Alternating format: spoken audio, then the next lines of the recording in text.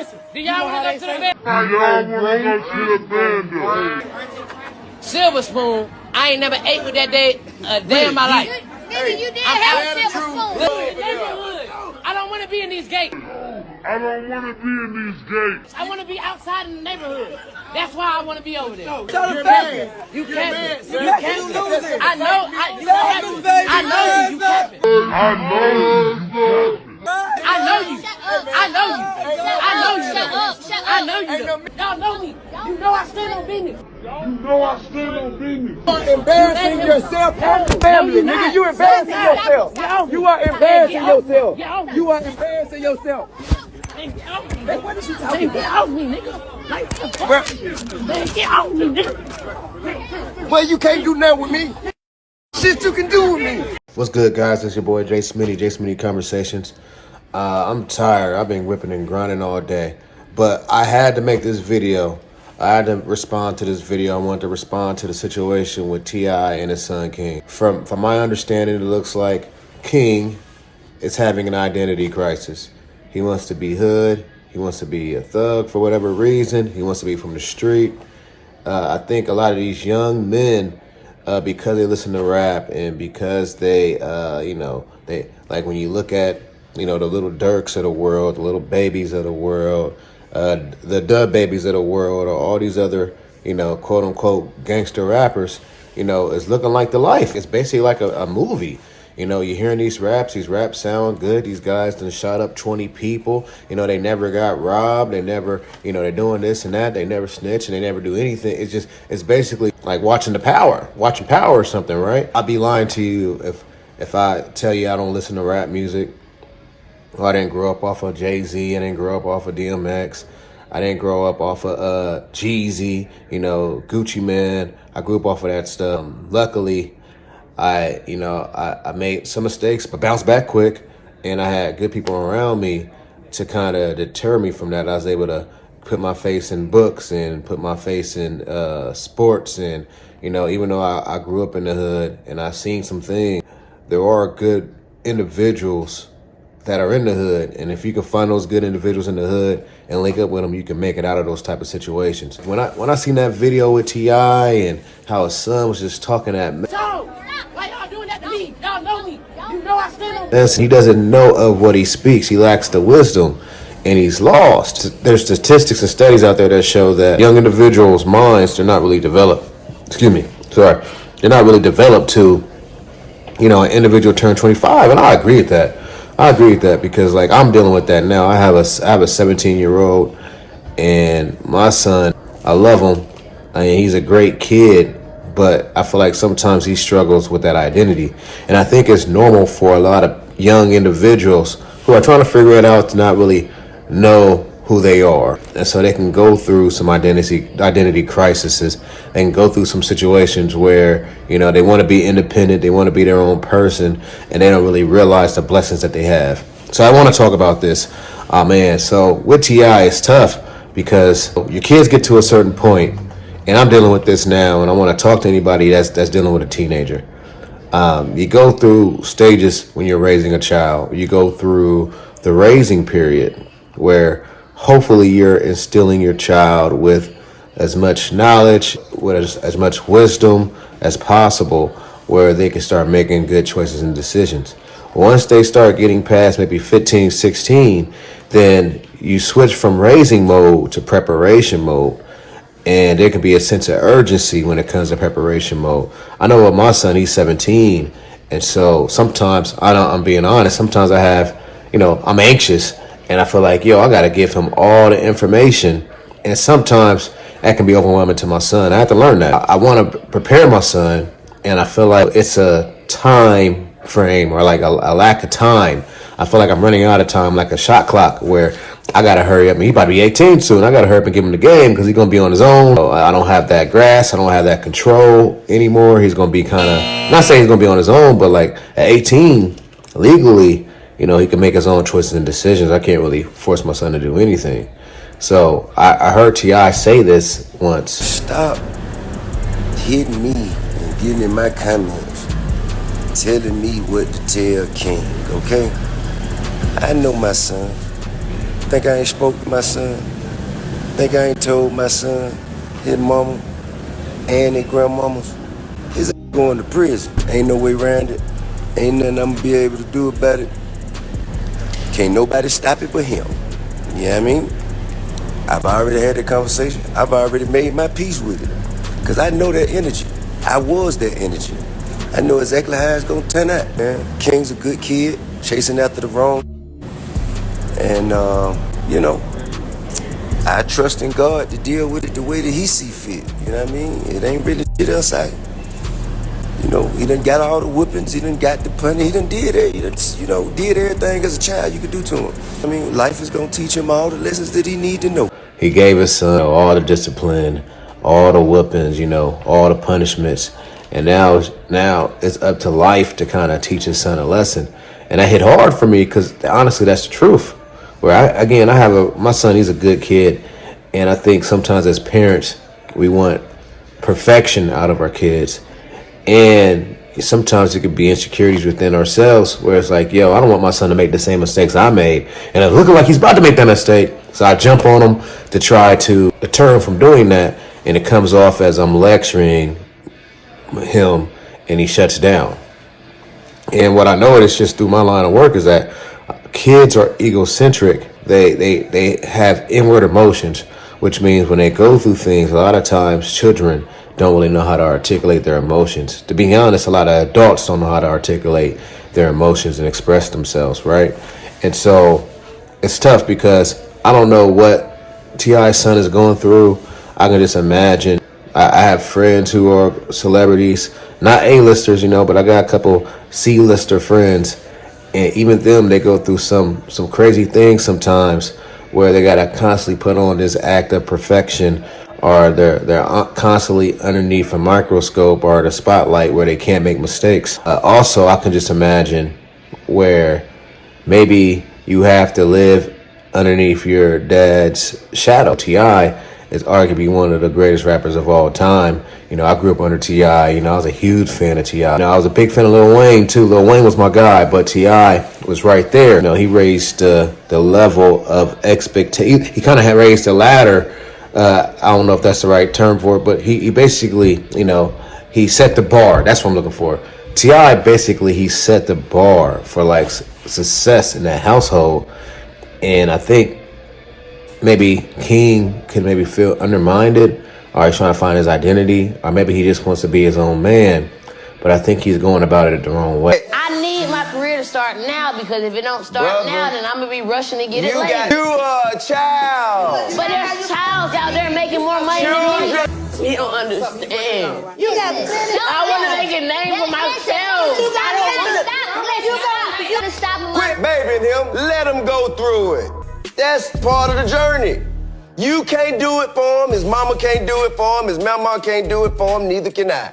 I don't think Tip realizes that King is really serious about creating music. I also want to talk about some things that I learned just because I'm dealing with a teenager, and I made the mistake sometimes of like trying to having that sense of urgency, feeling like I'm running out of time because he's 17, and trying to lecture him. And what I was doing, I was kind of pushing him away, and I had to learn how like to hope for the best, that he was raised the right way, allow him to be an individual, pray to God that he doesn't make major mistakes, but most importantly, build that relationship. So when he does make a mistake, which is going to happen, when life does hit him in the mouth, which is going to happen, you know, he feels comfortable with coming to me for advice instead of like, oops, I don't want to go to Pops because he's going to lecture me and I don't want to deal with that. So if I was talking to T.I., the first thing I would do, I would encourage T.I. to try to come in. And it's tough. This is trust me. If I'm saying it like it's easy, it's not. Y'all know me. You know I stand on business. It's not easy, right? But if I'm T.I., I'm encouraging him to like when like after that whole fight, that whole blow up. You know, right now the son is saying some crazy stuff online. You know I stand on business. Talking about, man, you know, I stand on business and all this stuff. Like, you know, let King blow off some steam. And then once things are settled, once everybody went to their corner, got a breather, whatever the case is, I'll pull King up. Hey man, listen, man, like, let's talk about what happened today. right? And listen, it ain't gonna be what you think. I just really want to just hear you out. And I would just ask him, like, hey, King, like, if there's anything going on, anything you dealt with, anything you stressing about, like, you know, right now, you know, I ain't gonna get upset, I ain't gonna get mad. I just want to hear, like, how you feel or what's going on with you. I would come at him that way. And you never know, like, King could be crying out for help, because to me it looked like he crying out for help. He don't understand. He don't understand. I want to make a name for myself. Whenever you start acting out, again, young individuals typically don't know how to express their emotions. So what that means is that a lot of times they hold their emotions inside. They blame themselves for things. Sometimes it's not their fault. And when you don't know how to have a healthy outlet when it comes to your emotions, then it tends to come out in your behavior and your actions. You get what I'm saying? The other thing with kids is that they don't have consequential thinking. So what King is thinking is cool, which is being a thug, he's not realizing that being a thug or just being a street person, it comes with consequences. It comes with, criminal record. It comes with beef. It comes with people getting killed. It comes with reputation being solid. It comes with ruined relationships, right? It comes with a lot of different negative things. I don't know how we were bamboozled to think that being street was cool. It is not.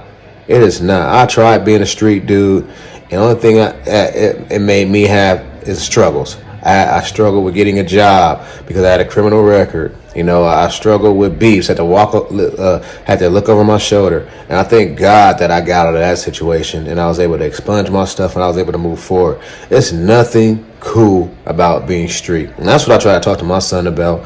I try to talk to young kids I mentor about. I try to tell them, like, yo, man, listen, these street dudes, it seemed cool on TV. When these Negroes get locked up and they go to jail, and now they girl, I'm gonna hold you down, I'm gonna hold you down. Guess what this square right here was doing? Baby, who the fuck you talking to? Yo, girl, I miss you, girl. I'm done with the street life. I'm done being out there, girl. I promise I'm gonna get out and I'm gonna change my life. You feel me? I feel you. I was holding that girl down. I was holding that girl down. So, you know, while she holding you down, I was holding your girl down. And that's what I try to tell them, like, yo, you're going to have a girl, you're going to get locked up, and if you think she's going to be out here just waiting on you, yeah, she may be faithful, but she getting her back blown out by some square dude that she don't even have to worry about going to jail. I feel you. What's super cool to me, and this is what I talk to King about, is like most people that have wealth, they're not even entertainers. They're not even entertainers. And young men need to see this. Young men need to see this. That most individuals that are doing their thing, they're not drug dealers, they're not hoopers, they're not rappers. These are entrepreneurs, guys that was able to figure out a way to make business, or people that, you know, work their way through a company or got their education. Most wealth is connected through things that are outside of this entertainment. And I think individuals need to meet people so they can see the proof, but also get exposed to some of these things. I know me growing up in the city, I went to a city school. I went to one of the worst schools where I grew up at. Only thing I thought about was like, dang, they tell me I need to go to school. I don't know what I need to go to school for. They said I need to go to school, so they was pumping school so we can get into debt. But also, like, I'm like, should I be a barber? Like, what the hell is going on? Should I be a drug dealer? Like, it was really not many options. And then when you start getting older and you start finding out how people's making money, you start looking like, damn, man, I'm good at that. Or like, yo, that's all you have to do to make that? And it's like, yo, I wish I would have knew some of these things when I was younger. I wish I knew about credit. I wish I knew about budgeting. I wish I would have knew about just these different resources and avenues in order to make funds. But like, these kids got to kind of be exposed to that. So I'll tell King, like, yo, man, listen, the dude that's a square, the nerd, that's the dude that's getting all the women. That's what I tell my son all the time. I tell my son, be nice to everybody. That dude that's not getting no play by any of the young ladies in there, trust me, he's going to have the girl of your dreams once he gets older, because he's focused on his books, he's focused on his goals. And trust me, it don't matter how you look. If you got your stuff together and you can show that you can protect and provide, trust me, it don't matter what the guy look like. Them women are going.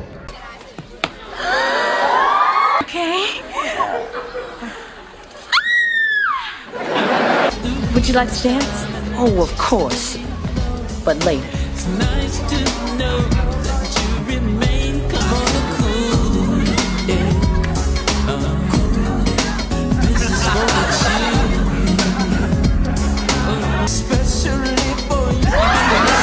like them women are going. I feel bad for T.I. because I know that feeling. A lot of these kids don't know the sacrifices that we put in. A lot of these kids don't realize the thought process we have. I know for me personally, I don't want my son to grow up in the hood. I don't want my son to struggle. I don't want my son to experience any of that type of stuff.